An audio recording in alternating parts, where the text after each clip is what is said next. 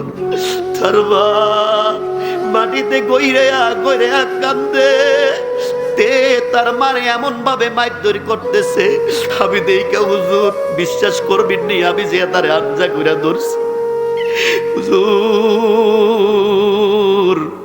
জীবনে তারে কোনোদিন একটা থাপ্পড় দেই নাই, তার একটা দমক দিলে তার মা আমার উপরে রাগ কইরা থাকতো হুজুর। তার মারে ধরলাম, তারে ধরলাম, আঞ্জা কইরা ধরছি আমার সন্তান, উল্টা তার মারে না মাইরা এই যে দেখেন আমার পিঠটারে কি করে।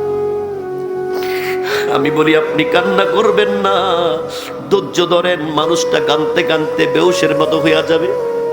আমি আঞ্জা কইরা তোরা বলি বাবা,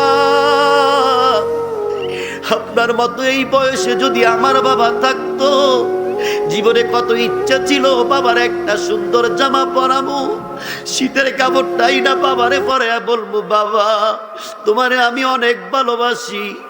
এই কথাটা চাচা আমি বলতে পারি নাই। ইনকামের রাস্তায় যখন একটু পা রাখছিলাম, লেখাপড়ার পরে যখন একটু ইনকাম করা শিখছি, কিছু টাকা উপার্জন করা শিখছি, বাড়িতে আইসা বাবারে কিছু টাকা দিছিলাম। বাবার লাশের গোসল দিতে যেয়া দেখি আমার বাবার এই খুশির মধ্যে লুঙ্গিতে বট যেই 4000 টাকা দিছিলাম, কাপড় দাপড়ের জন্য এই টাকাটা রাইখা গেছে। বলা যাবে কি আল্লাহু আকবার। লোকটা কান্দে, কাইদা কয় হুজুর জীবনে বুঝি সন্তান পাললে এমন কষ্ট পাইতে হয়, জীবনটা বিলীন করে একদিকে চলে যাইলাম হুজুর।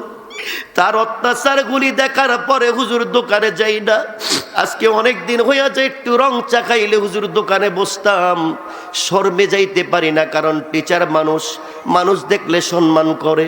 যদি যাই দোকানে গেলে মানুষগুলি জিজ্ঞাসা করবে হুজুর আমি যে মুখটা খুইলা কেমনে বলবো, আমার সহ্য হয় না, বলেন ঠিক কিনা?